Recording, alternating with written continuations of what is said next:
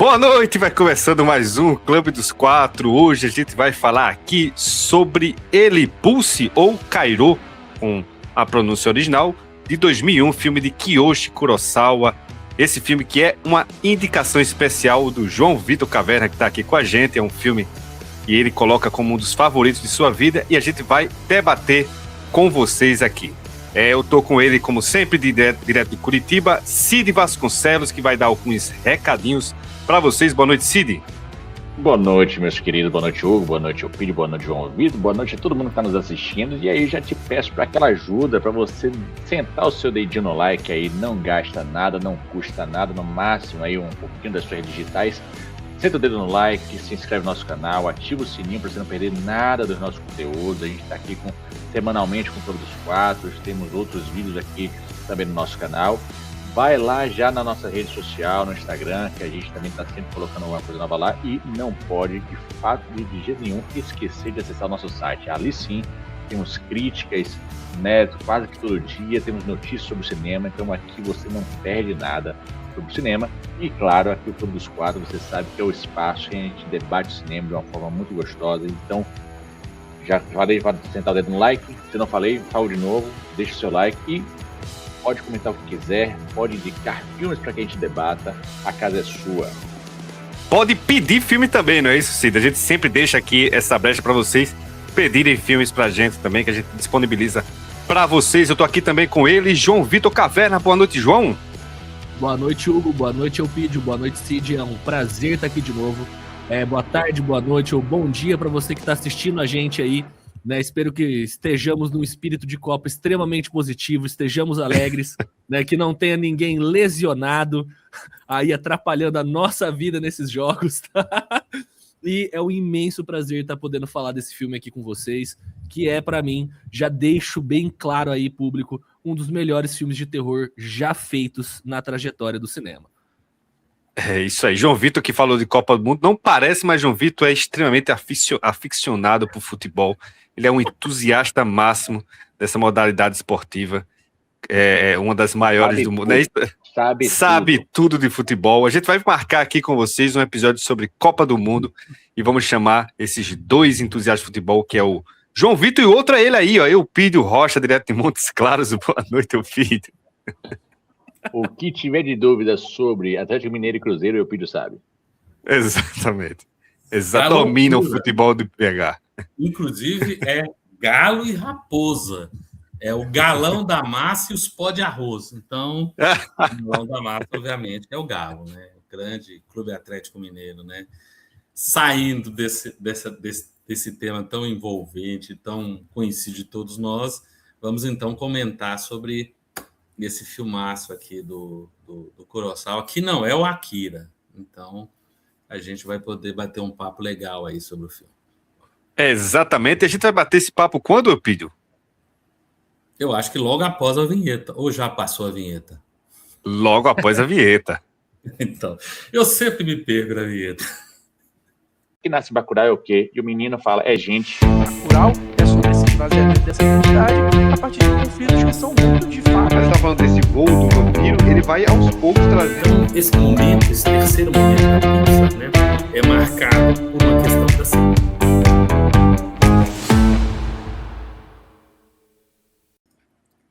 E é isso aí, estamos de volta. Olha só, o layout voltou certinho, Cid.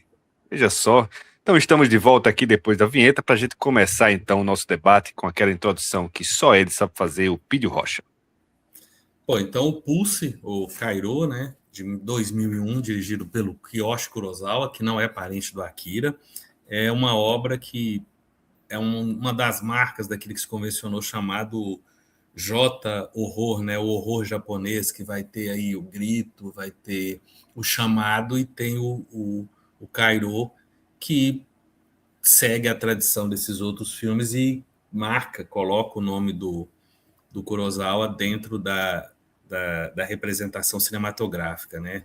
É uma mistura de terror com elementos de um terror sobrenatural, um pouco de ficção científica e um drama existencial, porque está discutindo também a solidão, a dependência da tecnologia, o papel da internet, né? 2001, então nós já estamos aí numa internet um pouquinho melhor, já não é a internet de escada, né? No Japão, então, um pouquinho melhor ainda do que a gente encontrava aqui no Brasil, né? E é a partir de uma epidemia de mortes esdrúxulas, estranhas, que um grupo de pessoas começa a investigar e aparentemente está ligado a um site perdido na internet e a fantasmas, espíritos sobrenaturais que vêm para punir a humanidade, para colocar a humanidade sob o controle e, de certa forma, eliminar, vamos dizer assim, né? É um filme que é muito celebrado pela sua estética, né? Embora ele tenha problemas de captação da imagem, afinal nós estamos em 2001, né? Mas que se sustenta muito pela construção atmosférica desse cineasta, que é o Kiyoshi Kurosawa, nasceu em 19 de 7 de 1955, ele está com 70 anos, daqui a pouco ele chega aos 71. Kurosawa estudou sociologia, mas a partir de um determinado momento embarcou na produção de curtas-metragens. Aí ele foi assistente de direção de alguns diretores japoneses também, ou seja, a sua formação é uma formação prática a partir dessa experiência de fazer os seus curtas-metragens e trabalhar como diretor, como assistente de direção, né? Ele começou nos filmes Pinku Piku Eika, que são filmes eróticos de baixo orçamento japoneses. Vocês já devem ter visto esses filmes. São As Safadinhas do Shogun e outros filmes assim que fizeram muito sucesso e ainda fazem muito sucesso, né? O estilo do Kurosawa pode ser definido como essa mistura de horror, suspense, drama psicológica e uma reflexão filosófica. Os filmes têm planos longos, os enquadramentos são muito precisos. De novo, é um cineasta que às vezes eu fico até muito repetitivo, né? Que sabe filmar, conhece a gramática cinematográfica e entende o que ele está fazendo com a construção dos planos, dos movimentos de câmera e essa leveza, essa junção, criando um estilo, né? A atmosfera dos filmes do Kurosawa também é marcante, principalmente nesses filmes que trabalham ali entre o horror, o terror e, de certa forma, até mesmo o policial. Dentre as produções do Kurosawa, tem o famoso Kuri, o Kura, né, que é de 1997, que é considerado por alguns críticos a obra-prima do diretor, né, o Bruce, que nós vamos comentar agora. Sonata de Tóquio, que é um filme que foge dessa perspectiva do horror, é um filme sobre a desintegração familiar, sobre a desestruturação de uma família após o momento em que o pai, né, o patriarca perde o emprego. Esse filme é de 2008. E tem um filme de 2020, A Esposa do Espião, que é um filme que tem uma narrativa mais clássica, mas tem uma grande elegância que o Kurosawa faz nos seus outros filmes. Eu não sou um grande conhecedor do Kurosawa, eu conheci o trabalho dele através de um pequeno suspense, um filme de psicopata, né, chamado Clipe, que é muito interessante, que chamou a atenção. Depois eu acabei indo para o Kairo, porque eu assisti a versão estadunidense, obviamente a versão estadunidense é muito ruim, aí eu fui atrás do original, e tem A Esposa do Espião, que me deixou até muito surpreendido, porque ele foge muito desse padrão de terror e suspense que o Kurosawa tinha escrito o nome dele, né? Então, e ele tem uns dramas também muito interessantes, né? É um cineasta muito seguro, né? É legal quando o diretor ousa, né? Ele sai de um terreno em que ele está, de certa forma, consagrado, um terreno que ele conhece de cor e salteado e vai para outras experiências. Algo que o David Cronenberg também fez, né? Quando ele saiu do seu body horror, né, e enveredou para os dramas policiais extraordinários. Então, é uma pegada que o Kurosawa também conseguiu fazer. Tenho vontade de assistir mais filmes dele, embora a lista de filmes para assistir eu nem comento mais, porque a planilha é quase tão grande quanto a planilha de Hugo, né? Mas o Hugo tem uma planilha imbatível, mas a minha está chegando perto da dele, né? Ou seja, vamos falar de um grande filme, de um grande diretor também. Hugo, o homem do Excel. O mago do Excel. Tá mutado. Você tá mutado. Você tá mutado. Qualquer dia desse eu mostro meu Excel aí pra galera aí. Pra vocês. Mas, ó, tem esse filme aqui que eu não sei se vocês chegaram a assistir. Acho que a maioria nem assistiu. Pô, Não. um monte de gente assistiu, né? Mas eu acho que daqui, não sei se vocês chegaram a ver, que é uma ficção científica.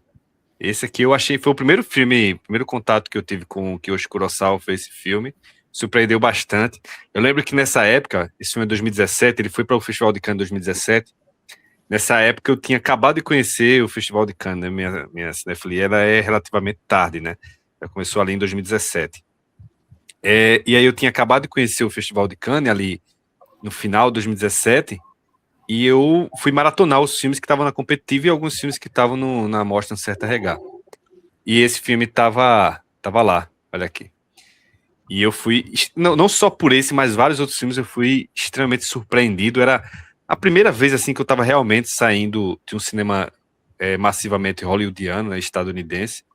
Então eu estava conhecendo outros ares aqui, e eu conheci, curiosamente, o Kiyoshi Kurosawa com esse drama. É um drama com a ficção científica, mas é muito diferente desse terror que ele faz, né? Como, por exemplo, aqui no Cury, foi o segundo filme, eu diria assim, que eu assisti dele. Foi a indicação de Tarcísio lá para o nosso cineclube. E logo depois eu acho que eu já assisti realmente, eu acho que já foi o terceiro filme agora, foi o Pulse, que é esse filme que a gente vai debater aqui, né? Então, já queria chamar aqui Cid Vasconcelos para dar a opinião dele sobre esse filme. Beleza. A gente falou já sobre vários filmes, né, do Kurosawa, e a gente não citou um, que é o Cloud, né, que é o Nuvem de Vingança, que é um texto, inclusive meu, que está lá no site. Esse filme ele foi a indicação do Japão ao Oscar, né, 2025. Verdade. E esse filme ele teve a exibição também, uma sessão de abertura, se não me engano, do Olhar de Cinema de 2025, em que eu cobri e tem a nossa crítica lá. E assim, esse foi o meu primeiro contato, né, com Kiyoshi Kurosawa. E assistindo agora a Pulse, né, o Kairo, eu noto o seguinte: ele é um diretor muito voltado para as questões do seu próprio país. Ele é muito voltado para as questões sociais, seja a nível global, mas o seu olhar é voltado para o Japão. Então, lá em Cloud, ele vai justamente falar sobre como está essa juventude em relação ao mercado financeiro, em relação às condições de emprego, às condições sociais, de moradia e tudo mais. Em que nível de esperança está essa juventude japonesa, né? E aí sim, a gente vai ter todo um desenvolvimento do filme lá que também foge do terror, é mais um drama misturado com um pouco de ação e suspense. Aqui em Pulse, né, o Kairo, o título original, a gente, do início dos anos 2000, a gente tem toda essa questão do incerto, né, de como vai ser essa tecnologia, essa tal da internet, o que ela vai fazer. Eu acho que essa é uma discussão que, inclusive, inicia em Kairo e hoje ela se desdobra, né? Porque a gente já tem essas discussões, a gente já teve outros filmes que utilizam esse mundo do virtual, como o Buscando, como tem um, se não me engano, que é através desses aplicativos de conversa, né? De vídeo, que também vai ter um terror sobre isso, esqueci agora o nome do filme, mas então ele inicia lá em 2001 sobre a potencialidade dessa internet e como que íamos cada vez ficar mais isolados socialmente, mas para além disso, ele discute sobre um ponto muito importante do Japão especificamente, que é a questão da taxa de suicídio, que aumenta drasticamente naqueles anos, no início dos anos 2000, né? E que isso também vai estar lá em voga, toda a depressão, toda essa questão da solidão, essa questão de como a população está lidando, né, com essas mudanças, não só do país, mas da sociedade como um todo. Então, assim, eu posso já dizer assim, de início, sem entrar tanto no filme em si, é que é um diretor que tem esse olhar muito, muito atento ao que acontece no mundo mas principalmente de que forma essas coisas que acontecem no mundo estão influenciando diretamente o Japão e a sociedade japonesa. Tá mutado. Você tá mutado, Hugo. Hoje eu tô, né? Passou uma ambulância aqui, eu tive que mutar meu microfone. Mas o que eu estava dizendo é que foi muito interessante se já tocar nessa tecla sobre o que é o filme, né? Porque muita gente vai assistir esse filme observando o terror, a questão dos fantasmas, a questão da atmosfera, que são todas muito importantes, mas não é um filme, na minha opinião, de fantasma, de monstro. É um filme de muita atmosfera, é claro, tem os fantasmas e tudo, mas é um filme muito simbólico, né? Você já falou da questão do suicídio e da solidão, e eu vou também junto com ele. Para mim, muito mais a questão da solidão, né? E antes de passar para João, eu vou soltar aqui uma coisa que eu acho muito. É um filme em que o fantasma ele é mais um sintoma do que uma ameaça. Então, é por isso que eu acho que eu acho que a temática do filme ela é muito mais importante. A questão dos símbolos dos filmes, eles estão muito presentes aqui, e a atmosfera ela só vem a trazer isso de forma muito mais forte, muito mais poderosa. E qual cena?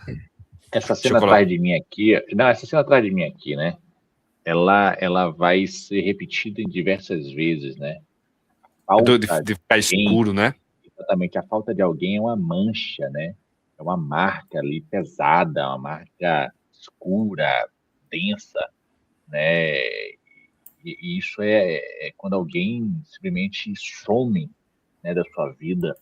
E claro que vai ter as relações aqui ao tempo todo com a questão da internet, com a questão de um isolamento social cada vez mais agressivo com o uso da tecnologia. E hoje, se a gente for parar para pensar em WhatsApp, Facebook, Instagram... É muito da abstração da vida nas redes sociais, mas assim, sobretudo na internet, e como as pessoas, nessa abstração, elas perdem totalmente suas identidades, né? E aí são essas pessoas, porque o fantasma ele entra a partir da internet, perdendo as suas identidades nesse mundo de abstração, que assim, naquela época era muito mais incerto do que hoje, né? Naquela época era o começo de tudo, então a gente está falando dos anos 2000, a internet já existia há mais tempo, mas isso estava chegando de forma muito mais violenta para os usuários naquela década, e a gente viveu muito isso, né? E assim, infelizmente, Kiyoshi Kurosawa acertou. Ele acertou. Visionário. João Vitor, vai lá então, manda a brasa aí. Eu gostaria de comentar primeiro que a minha relação com o filme, né, toda vez que alguém pergunta o porquê que eu considero esse filme aterrorizante, né, um dos filmes mais aterrorizantes que eu já vi de terror, eu sempre faço o comentário quando eu recomendo para a pessoa, né? O filme ele começa te assustando pela imagem e ele termina te aterrorizando pela ideia que ele trabalha. Porque ele dá um medo visual, é um espetáculo visual. A gente sabe de qual momento que eu tô falando, que é aquele momento da fantasma, né? Aquela figura feminina se aproximando do personagem, que eu acho assim... A primeira vez que eu vi aquela cena, eu tive que fumar uns 4 cigarros para não tirar o olhar da tela, sendo bem sincero. Eu fiquei muito aterrorizado visualmente, porque ele consegue, né, trabalhar com o terror sem necessariamente precisar do susto. E isso é de uma genialidade muito sagaz. Porque o susto não é um elemento ruim no filme, mas ele é um elemento mais fácil de você embalar o público, né? Dentro daquele ambiente de terror que você quer construir, dentro de assustar o seu público, de criar essa sensação aterrorizante. Quando ele só trabalha com o elemento da sugestão, usando as sombras, usando a escuridão, usando essas manchas, usando, né, a sugestão daquilo que você não consegue discernir, aquela forma que você não consegue colocar, né, um padrão humanoide normativo que a gente associa, é aonde você se aterroriza. E quando eu vi esse filme, né, pela primeira vez ali, mais ou menos em 2018, eu até zoei com um amigo meu, né, eu falei, caralho, esse cara sabe meu ponto fraco no terror. E quando eu fui reassistir esse filme com amigos meus, que a gente tava com a mesma ideia que a gente tá tendo aqui, de fazer um podcast, debater sobre filmes, a gente falou, vamos ver Cairo. E a gente teve a ideia de fazer isso em 2020. A experiência de assistir esse filme no meio ali, no ápice da pandemia, senhores, eu não consigo descrever a crise de ansiedade que ele me causou. Porque quando eu vi aqueles espelhamentos das pessoas na frente dos computadores, né, fantasmagóricas, e eu na frente de um computador, isolado em 2020, foi muito intensa a relação com o filme. E eu acho que o mais poético dele, né, o que beira a poesia, é esse trabalho com a temática da solidão. Então, né, aquilo que você comentou, o que você, Cid, também agregaram, né, sobre os fantasmas, essa cena da imagem que vocês estão vendo agora é espetacular. Né, o uso da trilha sonora, o uso das sombras, mas vamos lá. Esse símbolo dos fantasmas, né, é muito forte porque você encara a própria solidão no rosto, né? E se a gente pensar que dentro das religiões a gente tem essa projeção, né, de que no pós-vida, pelo menos ali a gente se livra dos males da realidade.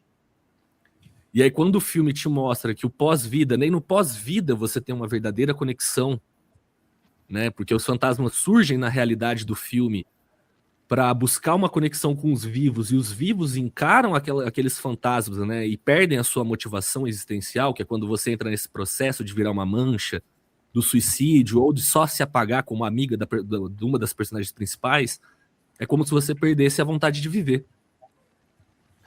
E não tem momento mais forte, assim, para mim, uma das cenas de maior impacto é o momento que aquela outra personagem feminina, que auxilia o personagem nos computadores, ela tenta abraçar a própria câmera. Aquilo ali é trágico no Haruê. nível... Isso, a Haruê. Quando ela tenta se conectar com a gente.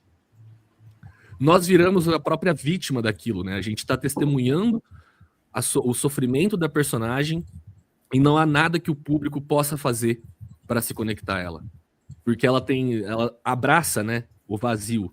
E o vazio está no nosso ponto de vista. Ali a crise de ansiedade, senhores, em 2020 foi no pico. Eu fiquei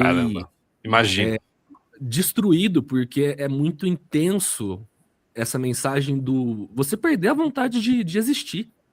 Né? Tipo, se a gente for pensar que os dois personagens ali, que em grande parte da narrativa sustentam o meio de viver, porque eles têm vontade ainda, né? Vontade com V maiúsculo, eles têm uma vontade de existir, de sobreviver, se abstraem das problemáticas do restante da sociedade em prol de tentar continuar existindo, né? O personagem insiste lá, esqueci o nome do moleque da computação, e ele fala para Haruê, né?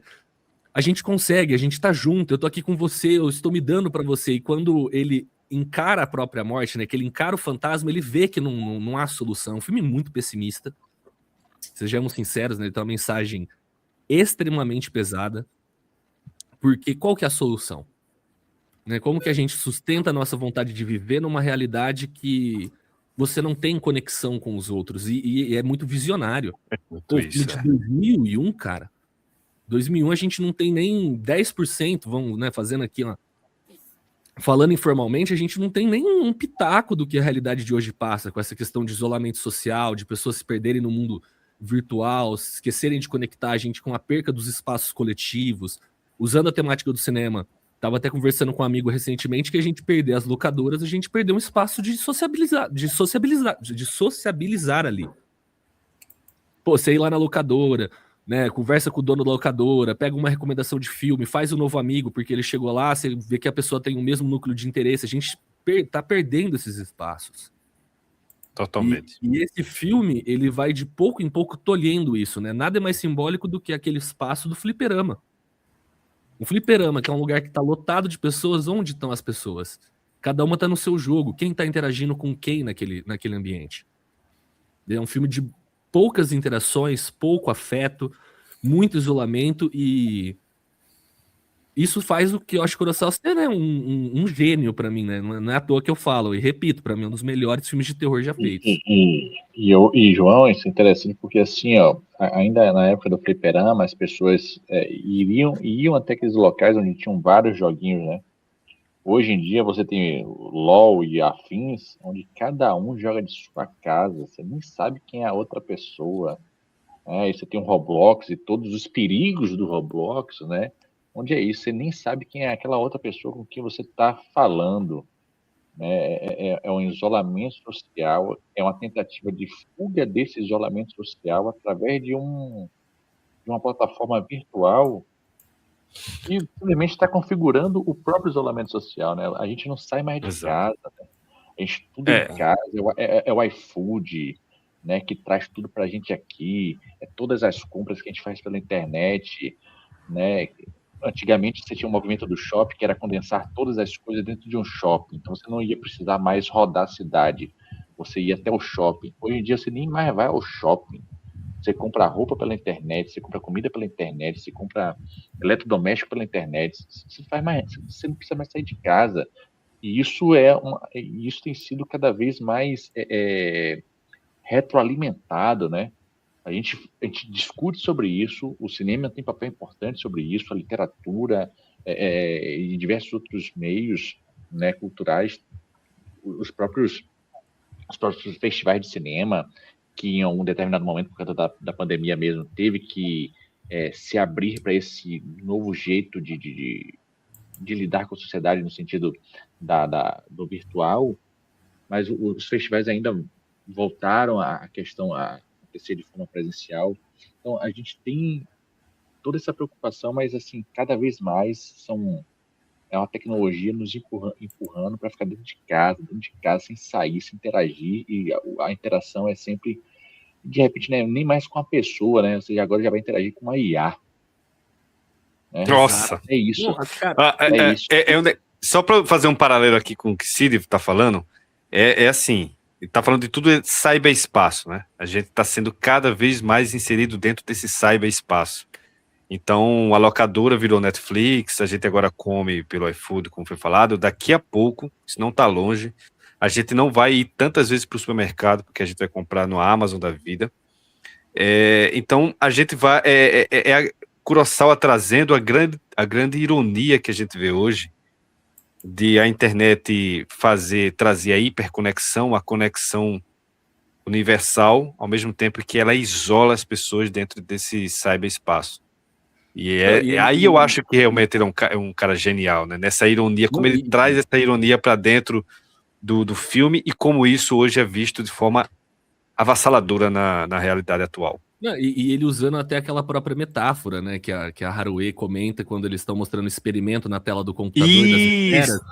E ela fala, quando elas se aproximam, elas se destroem, mas tipo, ele ainda faz esse comentário de que se a gente ficar próximo, a gente pode se machucar, né? E aí essa sociedade que busca cada vez mais evitar o conflito, evitar a proximidade, e aquele momento que ela mostra as várias câmeras, né? As várias webcams que filmam os quartos, ela fala, quem é o fantasma aqui? Que aí você já se questiona, você fala, putz, não é só uma criatura, e é o que você comentou que é perfeito. Os fantasmas, eles são uma ferramenta simbólica, isso que faz o filme ter uma mensagem tão poderosa.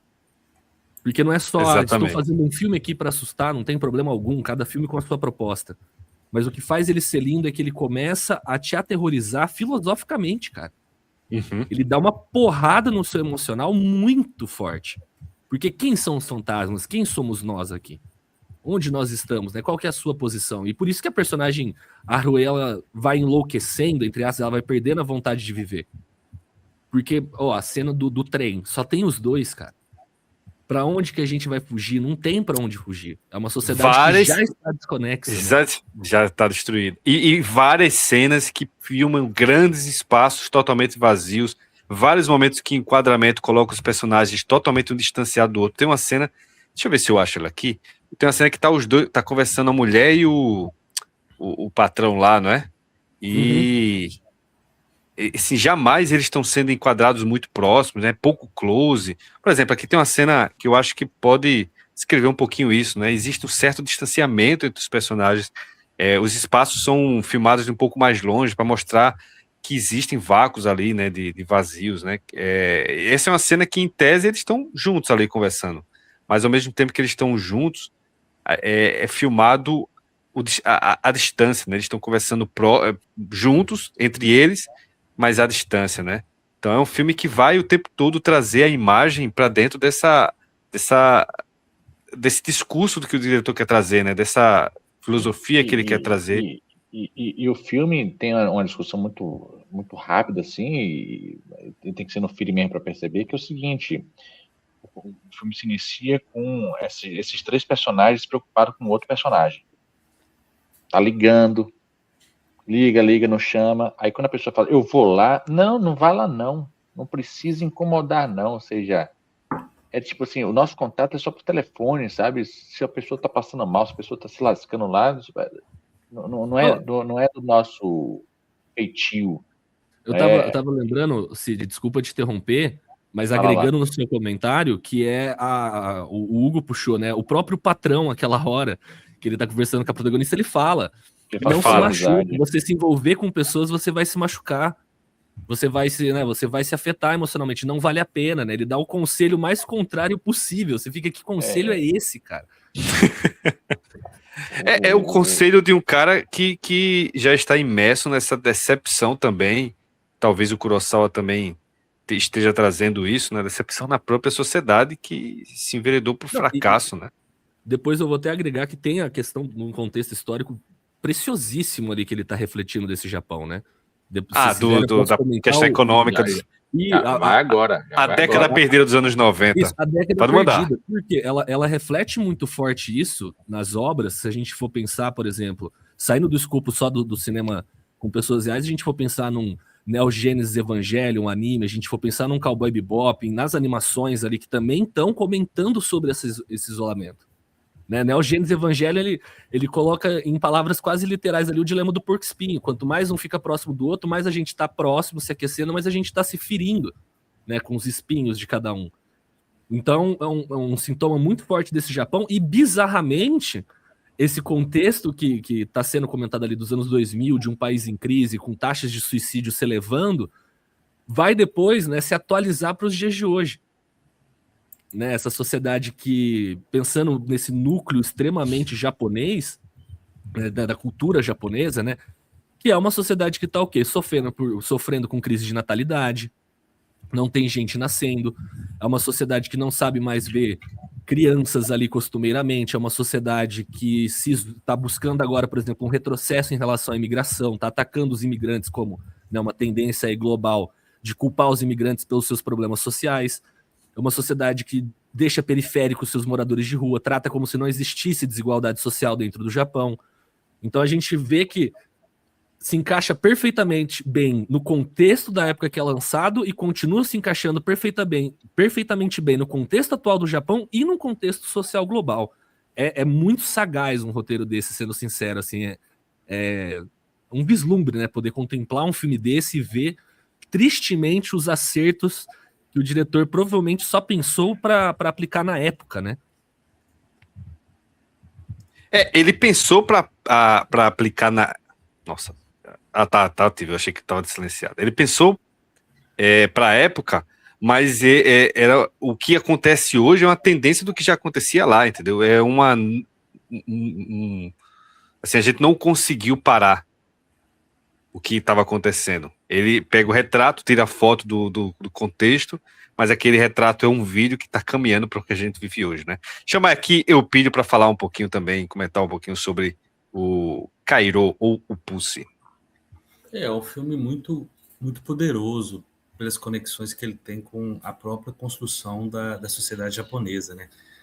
O Japão, como a Alemanha, né, são países que pagam um preço muito alto pela derrota na Segunda Guerra Mundial, né? E são países que a existência está muito conectada com aquilo que os Estados Unidos quer fazer com eles, né? O Japão foi reconstruído através de uma grande campanha de dinheiro injetado pelos Estados Unidos para reconstruir o país. E, obviamente, isso não foi só para reconstruir o país, né? Isso foi para fazer uma grande lavagem de dinheiro e, obviamente, render muito, muito dinheiro para os milionários, bilionários estadunidenses, né? E o Japão paga por isso. A sociedade japonesa é uma sociedade muito, muito racista, uma sociedade eugenista, né? O Japão aprontou, durante a Segunda Guerra Mundial, coisas absurdas com a China, com a Coreia, com a Tailândia, com a Manchúria, com as Filipinas, com todos aqueles países lá. Aqueles países odeiam o Japão. Quando a bomba caiu no Japão, eles ficaram todos muito felizes por isso.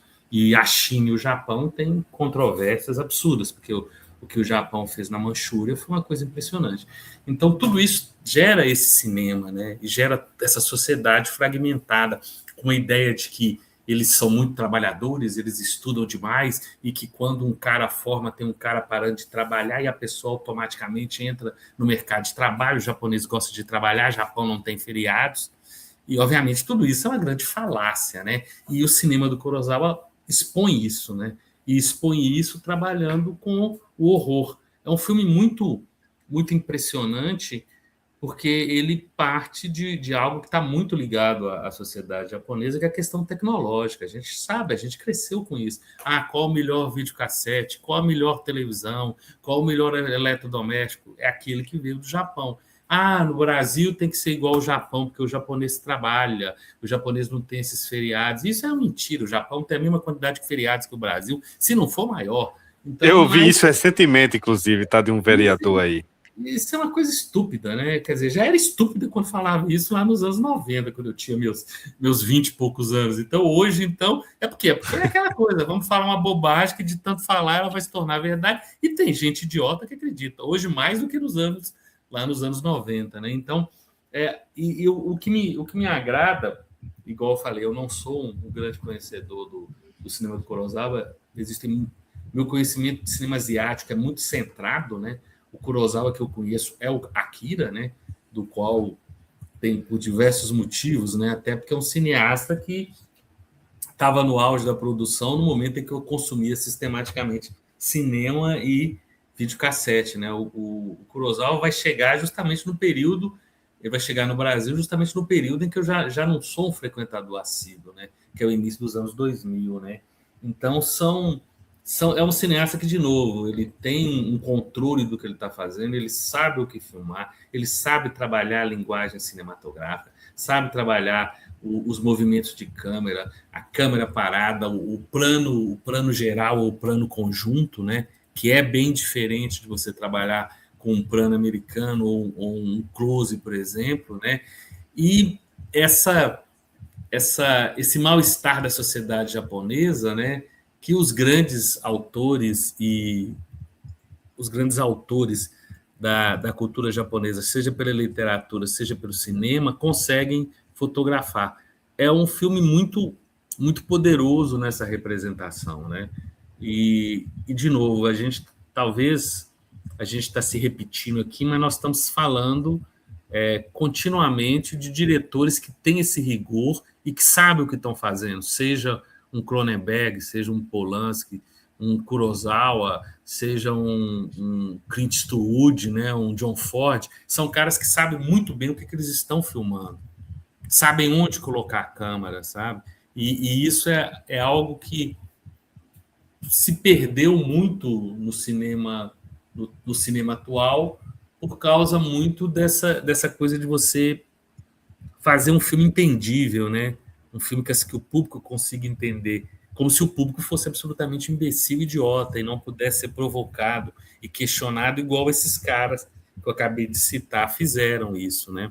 E aqui, de novo, é isso. Talvez essa relação que você estabelece entre os fantasmas, entre um universo digital, que é um universo que afasta as pessoas, né? E tudo isso levando para uma alienação, um afastamento, um isolamento social, né? E isso pensado em 2001, né? No momento em que a ideia do digital estava se maturando, né? E isso é muito precioso, sabe? É muito precioso.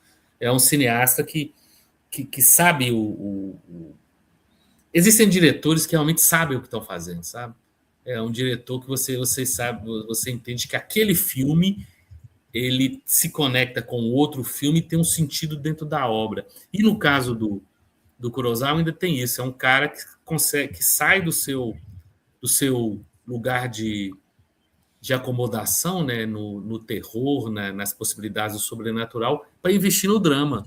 E num drama que flerta com a comédia, que flerta com o romance, né?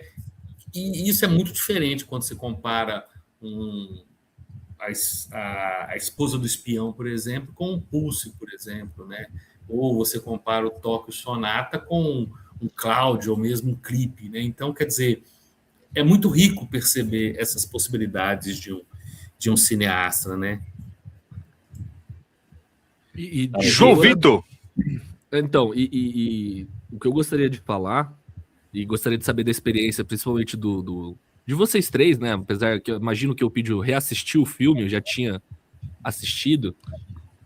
E a experiência que eu pergunto para vocês é que eu considero esse filme aterrorizante de fato, sabe? Existem momentos ali, eu não sei se é um ponto fraco meu, mas que me causaram arrepio, sabe? A primeira vez que eu vi, eu lembro que ele causou sensações que eu voltei a ser pré-adolescente, sabe? Eu encanei com um corredor na visão periférica que eu falei, porra, esse a diretor primeira vez foi quando que tu assistiu foi em mesmo? A primeira vez? Em 2018. 2018, tá. Isso, e ele já pegou ali, eu virei pro Vinícius, que é um amigo meu, eu falei, cara, o que esse cara tá arrumando, sabe? Igual eu falei, eu tive que fumar cigarros naquela cena da menina se aproximando dele, porque eu olhava aqui e eu falava, cara, não tem nada escandaloso, se a gente for pensar. O mais escandaloso ali é a voz, né?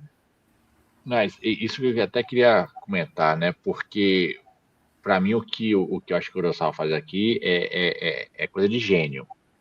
É um terror que não utiliza jumpscare, porque essa cena específica em que ela aparece é a ambientação, é o ruído, é a sombra, né, que a gente vai ter ali, essa imagem pixelada daquela figura ali que vai se aproximando, mas vai se aproximando de uma forma errante, né? Tem até uma hora que ela meio que tropeça. Aquela tomba, né? É bizarro. Exatamente. E vai se aproximando, e na hora que, em tese, é o susto, você tá, ele começa a olhar, o sujeito cai no chão, ele começa a olhar por baixo da cadeira, não vê mais ninguém, você imagina que ela vai aparecer em algum lugar, ele olha para cima, isso por si só em outros filmes de terror já daria um susto ali, mas ele olha para cima e o diretor faz de uma forma cadenciada. Ela bota as mãos em cima, ela vai aproximando o rosto e o horror está ali. Né? O horror não está no susto, o horror está em tudo, desde o momento em que ele entra nessa sala até a composição. Eu acho isso incrível também, essa cena, não é essa cena específica, é logo na cena que vai, não é o que o amigo vai, não é que ela vai, é que o amigo quando vai lá pegar o disquete, né? De ver. Aqui, inclusive, se relaciona com essa sua imagem, né? Essa daí. Quem é que vê? Não, é essa cena mesmo, é a menina lá que mesmo que encontra ele, que ele vai lá na hora e vai se enforcar. Essa cena aí, ó. Atrás dela, essa sombra não tá desse jeito no começo. Essa sombra, você já percebe que tem alguém ali, mas esse alguém tá meio que sentado. Aí você percebe essa sombra. E o diretor, ele não vai lhe dar um susto novamente. O que ele vai fazer? Ele vai fazer esse movimento. E esse movimento vai chamar sua atenção. Esse movimento vai lhe dar um frio na espinha. De tipo assim, o que vai vir depois disso, né? É uma entidade, né? Vai atacar essa garota, e não. E aí ele quebra a expectativa, né?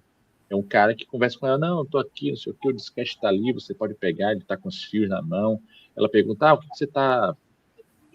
com conversas rotineiras, o que você tá fazendo, não sei o que, não, tô fazendo umas coisas aqui, mas você pode pegar o disquete. Quando ela volta, ela percebe que ele tá em silêncio, quando ela volta, tá graficamente o pescoço todo dilatado ali, que o cara acaba de se enforcar. Então é isso, eu acho que a imagem, né, é muito poderosa nesse filme. E essas sombras que tem nessa cena aqui atrás de mim é isso, né? Você tem diversos momentos que você vê a pessoa desaparecendo e ficando só essa mancha escura. Eu acho incrível realmente isso. É de uma genialidade, e como o João bem falou, não é um filme que vai ficar te dando susto o tempo todo, não é um filme que vai estar com uma trilha sonora em um determinado nível de altura e de repente você vai rasgar lá com, né, muito agudo, para você também tomar um susto através disso. Não, é um filme que ele é constante e é através dessa imagem, não só aterrorizante, como são essas figuras, mas toda a construção, né, de uma cidade japonesa totalmente cinza, de como o Hugo falou, esse distanciamento dos personagens que são incapazes de ter um carinho pelo outro, né? É tudo muito burocrático, é tudo muito frio as conversas, até mesmo quando ele se preocupa com o outro. O casal mesmo da Haruhi, acho que é o Ryosuke, né? Que é o outro menininho lá também da Ryosuke. informática, né? Ele claramente ali tem um afeto entre eles ali, né?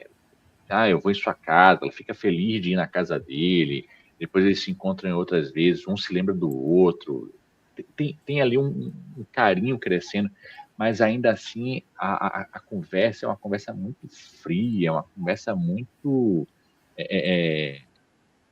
pausada, sem sentimento, mesmo que você perceba que alguma coisa está acontecendo ali entre eles dois, né?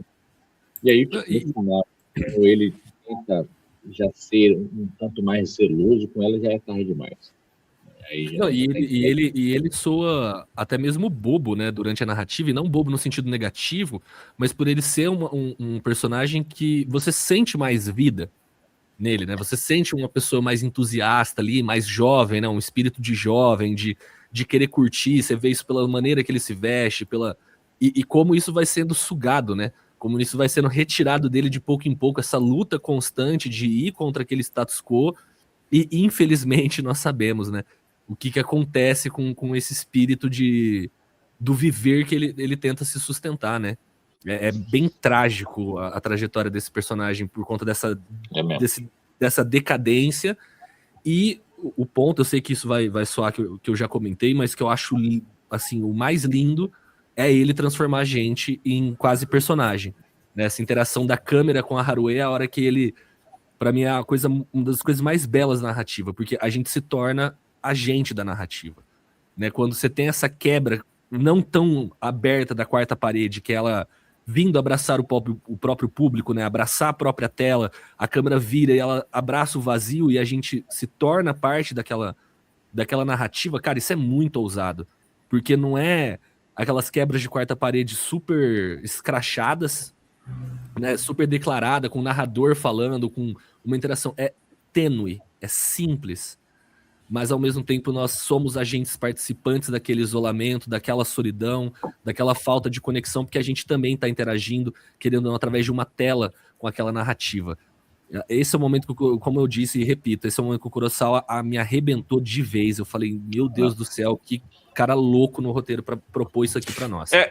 É que é interessante, você falou aí do filme, Cid falou aí da questão do jumpscare, do susto, e você falou de um filme que é aterrorizante, né? Porque são duas coisas diferentes. Eu acho que o susto, inclusive, ele anda um pouco junto com a comédia, né? Com aquela a sensação de você se assustar e rir depois do próprio susto, por exemplo. Susto é uma coisa que vem do inesperado, né? E é uma coisa extremamente momentânea e pontual. Mas criar um filme aterrorizante em sua atmosfera é algo que é mais duradouro. Esse é um filme que não precisa recorrer aos sustos, e nunca é preciso recorrer ao susto para criar uma atmosfera aterrorizante. Só que ele faz só isso, ele não precisa de trazer o susto. E aí eu acho que isso eu não estou querendo trazer um juízo de valor de que é melhor, um filme é melhor que não tenha jumpscare, que não tenha. Eu acho que são coisas totalmente diferentes. Para a abordagem que o Kurosawa quer trazer. E o jumpscare é elemento. É um elemento do cinema. O jumpscare é bem usado, bem trabalhado. Exatamente. É que eu acho. O que acontece, muitos diretores utilizam isso como muleta. Como facilitação, exatamente. E muitas vezes não caminha junto com o que é o filme. E o que é louvável aqui em Kurosawa não é o fato dele não usar jumpscare. Não é nem isso. É o fato dele usar tudo que ele usa em prol da narrativa que ele quer construir. Em prol de... É muito interessante. A gente, não sei se vocês chegaram, acho que sim, mas a gente que cresceu nos anos 2000 e que utilizava a internet ali no começo, né, até o final dos anos 2000, tinha muito site de fantasmas, de coisas sobrenaturais, e a estética é muito parecida. Então, talvez para quem não viveu essa época, isso não pegue tanto, né? Porque isso certamente pega uma coisa da infância, um certo trauma da infância. Kurosawa consegue trazer isso para a tela, né? Essa estética que muitas vezes enganou a gente quando a gente era mais jovem, né? Porque não era nada de fantasma, às vezes era uma fotografia que tinha alguma falha na impressão. E a estética de todo o site com aquela foto fazia a gente ficar extremamente assustado. Ele traz tudo isso para o filme. Então, como ele coloca esses elementos em tela, é espetacular, cara. Espetacular. Vou dizer assim, a minha experiência. A melhor régua de comparação, né, para o público que tá ouvindo a gente, para entender isso que você comentou com maestria, é muito simples. Vai lá e assiste a versão desse filme norte-americana. Assiste a versão de Hollywood. E isso não só se cabe ao Pulse, tá? Ao Kairo, isso se cabe à versão do Chamado ocidental, a versão do Grito. Né? O Chamado, gente, se você for pensar em termos do filme japonês, o único momento que você se horroriza, que você fica realmente horrorizado, é quando a Samara sai da televisão. E isso não é feito como um jumpscare. Você vê a figura ali saindo, filho, lida você com os próximos 10 minutos daquela né, desculpa o termo, daquela desgreta infernal ali, vindo, só para comentar, público, tá? O meu trauma é o Grito e o Chamado, tá? Ali é o meu ponto fraco. Tem fantasma desse tipo, eu tenho que trabalhar emocionalmente para não reviver traumas de infância. Ah, por quê, João? Porque meus tios irresponsáveis deixaram uma criança de 8 anos assistir o Grito, tá? Só para vocês verem a responsabilidade. Mas, tipo, quando você vai pro norte-americano, se você aplicar num gráfico, se a gente fosse metrificar numa equivalência matemática, você consegue pôr ali os pontos altos do gráfico, o tanto de jumpscare que o filme vai ter que colocar o tempo inteiro pro público. E aqui a gente não tem isso, é esse lance, ele vai te agonizando, ele vai te levando, vai construindo essa ambientação e o negócio vai penetrando na tua mente. Você fala, porra, ele não tem o alívio, porque quando você toma um susto, você alivia. Né? Você tem esse momento, como você disse, você toma um susto, você ha. E passou. É pontual, irmão, né? É pontual. Aqui não, ele constrói uma ansiedade constante, ele vai, né, empilhando isso cada vez mais sobre você. E até mesmo nos filmes de terror atualmente, você, além disso, né, que você tem o ponto alto que é o susto, depois ele alivia, você ainda tem um alívio cômico em muitos desses filmes de terror agora. Para você quebrar de vez mesmo toda. E aqui não, como você falou, não só é constante, como é crescente, né? Você vai vendo que vai chegando, vai funilando para os nossos personagens, para aqueles personagens que a gente está agora acompanhando, né? Então vai funilando para eles ali. Então eu realmente acho genial. Agora você falou da questão de você com 8 anos, eu aqui tô tendo, rapaz, uma tarefa árdua. Minha filha vai fazer 6 anos agora. Deixa eu ver o que a gente vai fazer. Esse vídeo já é depois de junho, então minha filha já fez 6 anos. Então, e ela adora filme de terror, né? A gente sempre contou muita história para ela e ela sempre gostava. Eu não gostava, beleza, eu até lia Chapeuzinho Vermelho, essas coisas, mas ela se interessava muito mais no Chapeuzinho Vermelho pelo Lobo Mau. O que o Lobo Mau fazia, entendeu? Esse era o interesse dela. Então ela gosta muito dos filmes de terror.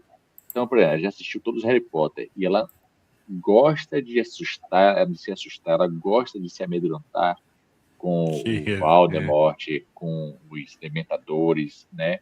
Então, muitas vezes, em algum momento, ela fala assim, pai, conta uma história pra mim. Eu falei, não, vou contar a história. Não, conta uma história de terror. Tem sangue, tem isso. E aí, quando a gente vai assistir um filme, né? Eu tenho um aplicativo de filme aqui que aparece várias capinhas de filme. Aí tinha uma vez que tava assim, tipo, Pânico. Tava uma faca cheia de sangue. Eu quero assistir Pânico, Esse não dá. Então, eu acho que eu assisto com ela alguns... A Mansão Mal Assombrada. Eu assisti Beetlejuice, né? Os Mortos sim. Se Divertem. Eu quero assistir agora Os Mortos Ainda Se Divertem. Não precisa. Não. Aí é trauma, pô. Não, precisa sim. Tem que 2020. Filme ruim é bom para desenvolver a personalidade. A minha mãe verdade, queria matar os irmãos dela, tá? Porque assim, ela teve que me levar no benzedor, cara. Porque o Grito, ele quebra todos os sistemas de proteção de criança, porque o fantasma manifesta no banheiro, ela aparece embaixo do colchão. E aí, cara, era gatilho pra todos os cantos quando eu era moleque. Ela me levou no benzedor, de tão traumatizado que eu fiquei. Então, assim, hoje, lógico, vocês virarem e falar, vamos ver o Chamado agora. Eu tenho que realmente parar. Ó, pra vocês verem o nível de gatilho, tá? Todo Mundo em Pânico 4, ele sacaneia o Grito, né? Tem as cenas lá que ela fica...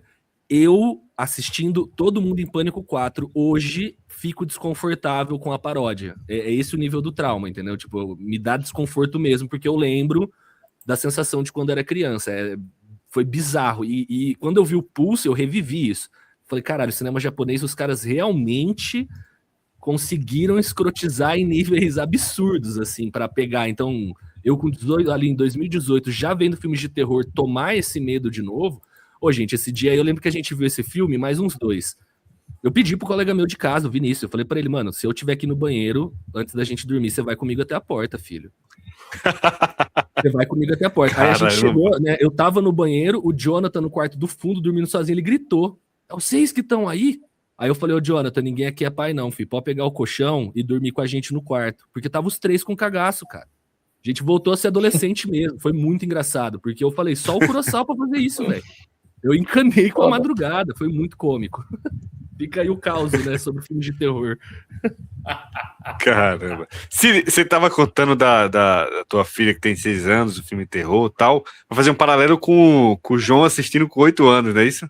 Isso, exatamente. E assim, e aí eu tenho realmente uma dificuldade enorme, porque ela, tipo, ela até assim, eu tenho que me esforçar muito para assim, pô, vamos assistir aqui Esqueceram de Mim que a gente assistiu recentemente também. Mas assim, o gosto dela eu quero filme de terror, pai. E assim, um filme de terror para criança de 6 anos não existe. No máximo um Gremlins, talvez.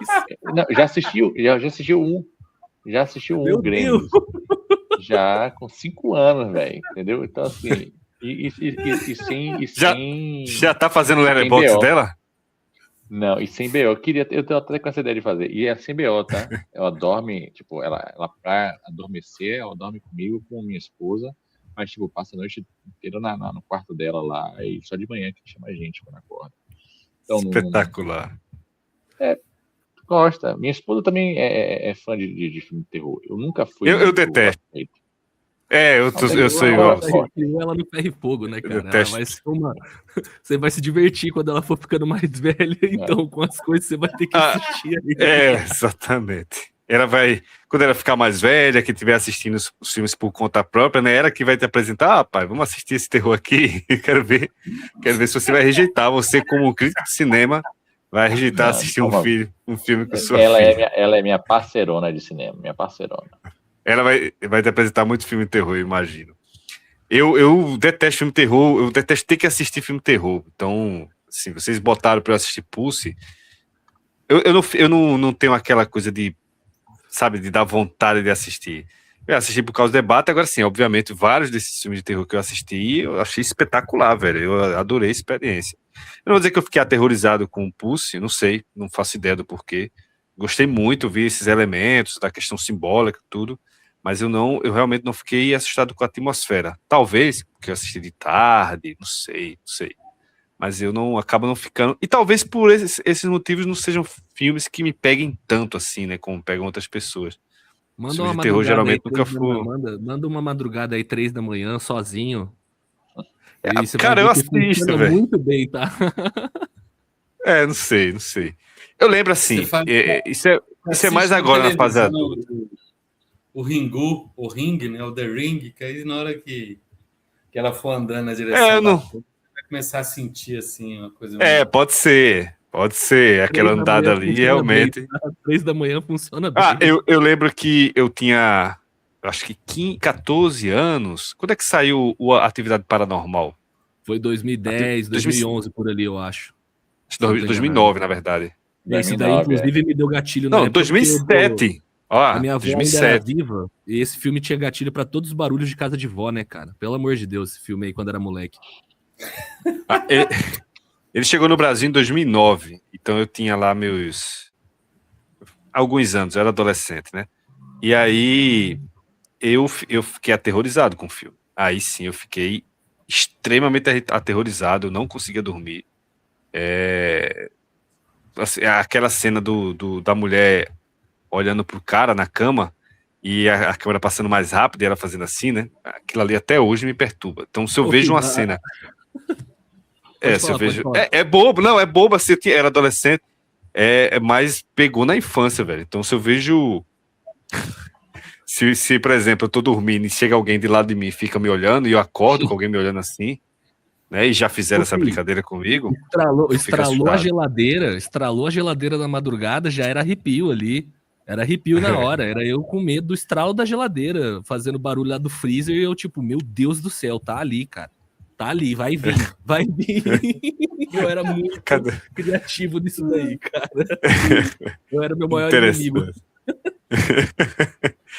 Vamos lá, então, para a finalização, vamos para as considerações finais e para as indicações. Eu não preparei minha indicação ainda, eu vou fazer isso agora. Então, alguém já tem indicação aí? Yes. Eu não tenho, não. Então vamos lá, João Vitor, considerações finais e depois a indicação. Gente, o que eu queria te fazer de consideração, acho que a gente já deixou bem claro do porquê você tem que ir lá assistir o Kurosawa, tanto pelo elemento de cinema, né? O Elpidio estabeleceu muito bem essa questão do plano de câmera, do controle de imagem, do controle de efeitos sonoros, é um espetáculo por si só, né? Mas o que eu queria agregar é que a beleza do terror, né, usando nossas histórias aqui, esses causos, é que ele tem esse elemento contrário de outros filmes, né, de outros gêneros, quando funciona muito bem no terror, que você assiste, por exemplo, um Harry Potter, um Senhor dos Anéis, você sai com aquele elemento de querer estar na história. Então, você quer entrar naquele mundo. E aí o terror, quando ele funciona muito bem, e eu acho que aí a beleza dele é quando ele sequestra a tua realidade, cara. O terror, ele não passa um convite pra você, né? Então, quando ele é aquele elemento que ele sai da ficção e você projeta no plano real. Isso é a maior beleza do gênero. Que é esse negócio de ficar com medo da geladeira, ficar com medo do barulho, ficar com medo do barulho do relógio, de você pensar que tem algo embaixo da cama. E para fechar de histórias engraçadas, né? Vocês estavam contando aqui, eu lembrei de João com 7, 6 anos, agarrado na perna da própria mãe, porque estava com medo do Cavaleiro Sem Cabeça atravessar pela janela, porque eu vi partes do filme do Tim Burton e fiquei aterrorizado com o Cavaleiro Sem Cabeça quando era criança. E eu demorei, acho que foi depois dos meus 18 anos que eu fui ter coragem de assistir Matrix pela primeira vez, porque eu tinha temor da cena que o verme lá, que eles vão colocar o verme no umbigo do Neo e fecha a boca dele. Eu só tinha visto aquilo quando era moleque, só depois dos 18 anos eu fui criar coragem pra assistir Matrix de novo, porque eu também tinha medo disso. Eu era uma criança cagona, tá? Fica aí, público. Eu também. Quando era moleque, cagão, filho. Eu só fui na faculdade. E a minha indicação, Hugo, vai vir do próprio Kurosawa, que é o filme dele, né, o Science, eu acho que chama, né, de Senciente. É outro filme do Kurosawa, que é uma história de uma médium, tá? Sense, né, Sense, que é a história de uma médium, senhores, que ela é falastrona, ela é mentirosa, ela dá golpe nas pessoas e o marido é jornalista. E quando você está acompanhando essa narrativa dela aplicando, entre aspas, golpes nas pessoas, você acompanha no noticiário que tem um sequestrador de crianças. O personagem jornalista, né, o marido, vai até uma floresta fazer uma matéria do jornal e você acompanha a narrativa também do sequestrador levando uma das vítimas. A vítima foge e se esconde no porta-malas do carro do nosso protagonista. Ele retorna para casa e esquece de abrir o porta-malas. E se passam alguns dias. E nesse momento você descobre que a falsa médium talvez não seja tão falsa assim. Se no Pulse vocês ficaram assustados, aqui, como o Hugo tá mostrando já pela própria capa, tá? Você é o espírito de uma criança. Esse filme aqui tem takes extremamente desconfortáveis, tá? Também sem jumpscare, também sem susto, com as mesmas sugestões visuais, o mesmo espetáculo de aterrorizar. Essa é a minha recomendação. Vamos então para a próxima indicação. Vamos fazer indicação dupla? Não, acho que... Brincadeira, vamos lá. Indicação então de Cid. Vai lá, Cid. Já está preparado aqui. Roubei do Hugo. Sem saber. Só para antes de passar para tu, Cid, falando um pouquinho da indicação de João Vitor, tá aí ó, na minha watchlist, esse filme tá para assistir aí de 2000, né? O Sense. E agora eu fiquei... Entre os outros 3 mil, 4 mil títulos, tem esse lá, né? Deixa eu ver aqui. Na verdade, 5.800, né? Isso. Nossa Até, eu acho que assim, até uns 2.180 você assiste. Então tá. Mas esse aí tá na minha lista de prioridade agora que o João indicou. Mas vamos para próxima indicação. Vê na madrugada, Bom, tá? Vê na madrugada. Ih, rapaz, eu dei spoiler. Pulse, ou Cairo, é um filmaço mesmo, assim, é gênio assim, o que eu acho que o Kurosawa faz. Toda essa atmosfera, toda essa preocupação com o momento da sociedade japonesa e em diversas camadas, diversos braços, né? A questão social, a questão da depressão, a questão da entrada da internet, da tecnologia, como a sociedade vai lidar com isso, todo afastamento social. Assim, é um absurdo, realmente é um absurdo o que o diretor faz em um filme de terror como esse. Né? Então, assim, quem puder, quem não assistiu, vai lá, assiste, porque realmente é um filmaço. Um dos melhores filmes que eu assisti, um dos melhores filmes de terror que eu já assisti na vida e um dos melhores filmes que eu assisti em 2026. Minha indicação é um filme que a gente estava falando aqui de susto, de ter medo. Esse foi um filme que me deu alguns sustos, sim, né? Que é Os Outros, né? O filme aí protagonizado pela Nicole Kidman, né? E é um filme de 2001, mas aquela cena do armário, né? Não vou dar spoiler não, mas a cena do armário, quando ela abre o armário, tem uma senhora com a cara bem cadavérica ali, isso ali me dá... Agora é isso, né? Tem um uso do jump scare. Eu acho que o jump scare aqui é muito bem utilizado, não fica aquela coisa repetitiva, se utilizando o tempo todo disso, né? Como outros filmes de terror, assim, de 2000 para frente começou a ter, mas tá aí, um filmaço também, acho uma interpretação muito boa da Nicole Kidman. Não chega realmente aos pés, sobretudo nesse tipo de conceito onde você utiliza o terror para falar sobre algo mais. Eu acho que os outros têm um outro tipo de pegada, um outro tipo de história, né? Vai trabalhar muito mais ali na questão do plot, né? De quem está vivo, quem está morto, enfim. Mas tá aí, minha indicação é essa. Eu posso atestar que é um filmaço, porque seria a minha indicação também. A gente acabou com isso, por isso que a gente tava rindo antes aqui, né? Mas é um filme que também eu achei espetacular quando eu assisti, e vale muito assistir aos outros, do Amenábar, que é um outro grande cineasta do terror, né? E crítica que sempre tá no top lista de leituras aí do site, hein? Esse daí não sai de jeito nenhum. Exatamente. Daqui a pouco eu vou mostrar também a crítica do... Tá lá. Tá como deixa eu ver, é a quarta crítica mais lida dessa semana, e é uma crítica que o João publicou em 26 de junho de 2024. Tá aí. Os outros, filmaço também. Minhas considerações finais, eu já fiz todo elogio que o filme acho que merece muito mais, inclusive. Mas eu vou pegar uma frase que o Pídio falou, que eu venho falando muito também aqui, que é sobre como esse filme ele não precisa de ser mastigado para o público, né? Como o filme não trata o público como um imbecil, vamos dizer assim. Então ele tem meandros dentro do filme que são contextuais e tem outros que são puramente estéticos e de atmosfera, mas que dá para se entender a partir de um mínimo de conhecimento do contexto, para onde o filme está enveredando e qual é o discurso que o filme está trazendo. E o que eu posso dizer é que o cinema ele vai regredir, ele começa a regredir a partir do momento em que ele vai subestimar o seu público. Então, eu acho que é uma coisa que tem acontecido muito no cinema, principalmente hollywoodiano. É um cinema que constantemente subestima o entendimento e a inteligência do seu público.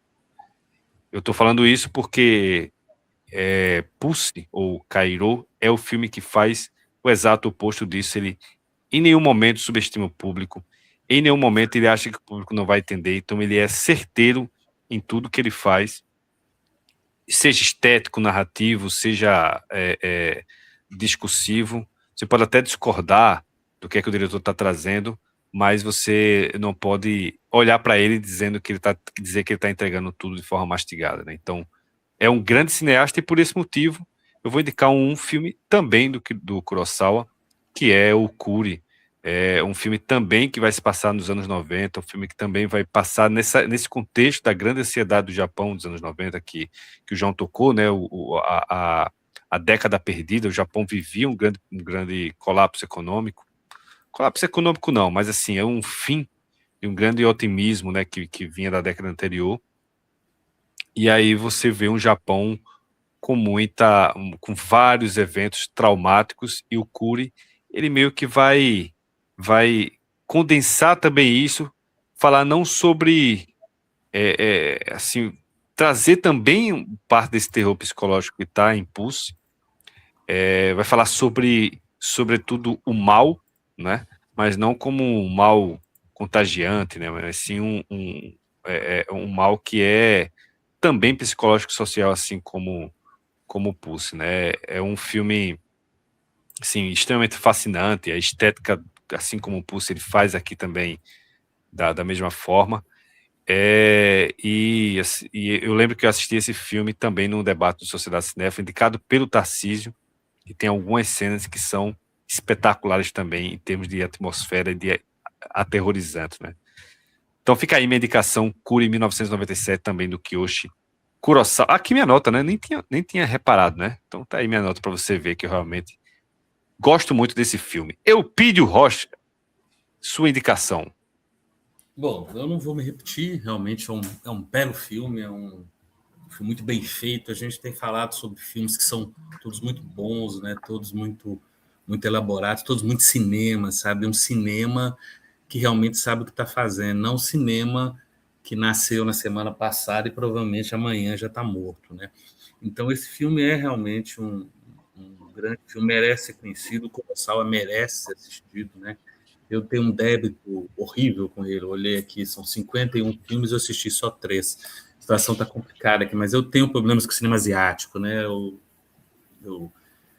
nunca fui um grande procurador do cinema asiático, até porque o cinema asiático começa a ter um destaque muito grande, aí não só o Kurosawa, mas todos os outros diretores, a partir dos anos 2000, né? 2000, 2001, e é justamente um período em que eu já estou me afastando mais do cinema, né? Então, por isso que a minha formação vai muito pelo cinema europeu, pelo cinema americano, no sentido de latino-americano, norte-americano, estadunidense, né? Talvez até mesmo o cinema do Oriente Médio, né? O cinema iraniano, por exemplo. Então é um processo que eu estou num processo assim de redescoberta, né? É claro, tem Takeshi Miike, tem o Kurosawa, o Ozu Mizoguchi, mas aí a gente está falando o Kurosawa, o Akira, né? Então a gente está falando disso, né? Eu vou pegar aqui o terror japonês, realmente o Ring, o Ringu, né? The Ring, Ringu foi o primeiro que eu assisti. Eu assisti ele justamente porque era um momento que eu estava navegando pela internet, baixando o filme, e falaram do filme. E aí, obviamente, eu procurei meu fornecedor de filmes alternativos e ele conseguiu o DVD. Naquela época tinha um DVD, né? E eu fui assistir, é um filme impressionante. The Ring realmente é impressionante. Depois veio o Chamado, quer dizer, o Chamado não, esse The Ring aí? Esse daí é ocidental. Esse daí é ocidental. Não, esse é ocidental. Você tem que procurar o The Ring mesmo. É esse aí, o Japa. Esse aí é ocidental. Embora ele é um dos menos piores. Ocidental é o menos pior, né? A versão ocidental é menos pior quando você compara com o que eles fizeram com o Grito, né? Que é absurdo, e outros filmes, né?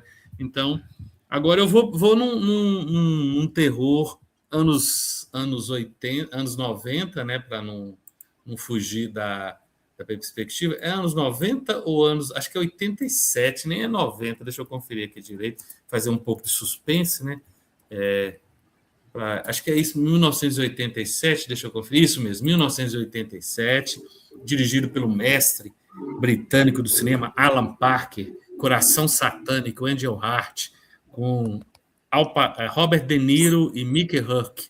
Filmaço que me parece vai ser morto agora, porque estão querendo fazer uma minissérie que está saindo. 1000 palmas para essa indicação, tá? 1000 palmas para essa indicação. Esse filme é foda. Tá na minha watchlist, tá? Eu não vou nem falar de você, tá tudo na sua watchlist, né? Que é um filme que começa como um filme policial, tem uma pegada no ar, e na hora que ele vira um filme de terror, é uma coisa impressionante. Não é um Exorcista, nem um Bebê de Rosemary, mas ele está muito próximo desse filme. E o Alan Parker está muito bem. De Niro está impressionante. E esse ator que se perdeu, né? Mickey Rourke, né? Conseguiu fazer o 9,5 Semanas de Amor, quer dizer, O Selvagem da Motocicleta, um dos filmes de ressurreição do Coppola. Aí tem o 9,5 Semanas de Amor, tem o Coração Satânico, o Ano do Dragão, e depois ele vai numa derrocada até que ele se torna lutador de boxe, talvez até porque ele tinha uma certa aversão da beleza dele, então ele vai fazer um esporte que vai destruir a beleza dele, e tem uma ressurreição nas mãos do Aronofsky, naquele filme Lutador, sobre um lutador de wrestling, né? E o Coração Satânico realmente é uma pérola, uma preciosidade, um filme impressionante, que ainda de tudo tem uma sexualidade, um tesão ali também muito bem trabalhado, né? O Alan Parker é um cara muito bom, né? Ele fez o The Wall, né? Fez o Expresso da Meia-Noite e tem filmes muito consistentes também, né? Durante esse período, é um daqueles britânicos que os Estados Unidos importam, né, para dar uma oxigenada no cinema estadunidense. E todos esses 4 filmes eles têm uma grande semelhança, além de serem todos filmes muito bons, serem filmes de terror. Só com Jack Sparrow. Eles não têm nenhum streaming, pelo menos aqui na pesquisa. Então, para encontrá-lo, só através de um direct aqui, pode ser mandado pelo Instagram do Clube do Filme, e nosso amigo Hugo aqui, que frequenta muito as festas Jack Sparrowianas, né, pode correr atrás desses filmes para vocês. Caramba, é impressionante, realmente. Todos os filmes estão indisponíveis para o Brasil. Nossa, mudou tudo aqui, não foi? Mudou um pouquinho. Todos os filmes totalmente indisponíveis para o Brasil. Então, se está indisponível, você não vai deixar de assistir. Você vai mandar aqui um direct no nosso Instagram e a gente vai retornar assim que possível, não é isso? É isso aí, pessoal? É isso aí. Vamos encerrar? Então, a gente nesse clima de Copa, mais uma vez aqui, só registrando que a gente está gravando aqui no começo de junho, então a gente não faz ideia do que está acontecendo, mas fica aqui, então, essa homenagem ao Kiyoshi Kurosawa com um grandíssimo filme que é o Pulse, e que foi a indicação de João, realmente uma indicação bem acertada, e a gente vai encerrando por aqui. Meu muito obrigado então aí a Eupídio Rocha, João Vitor, Cid Vasconcelos, e a você que acompanhou até aqui. Não esqueça de deixar o like, se inscrever no canal, ativar o sininho, seguir lá no Instagram, @Clube do Filme, também o nosso site clubedofilme.com.br. Sabe por quê? O Clube do Filme simplesmente tem também a crítica do Cairo. Então, mostrar aqui para você, olha só, o site aí, o Clube do Filme, com a crítica escrita por João Vitor, né, que acabou indicando, e várias outras críticas. Você pode ver aqui, ó, no menu do lado, tem também a crítica. Um textinho bem curtinho. O texto é curtinho. Não, mas nem é o mais longo dele, ó. Nossa, dá para ler. Curto, cara. Estão 9 minutinhos. 9 minutinhos, então, para ler. Isso aí tá pequeno, pô. Tem também a crítica aqui dos outros também. Então, terror é coisa mesmo. João Vitor aí sempre fazendo aqui. Então, entra aí no nosso site também, o clubedofilme.com.br. Tem muita coisa por lá. É isso, a gente se vê então no próximo. Um grande abraço para todos vocês. Valeu, gente.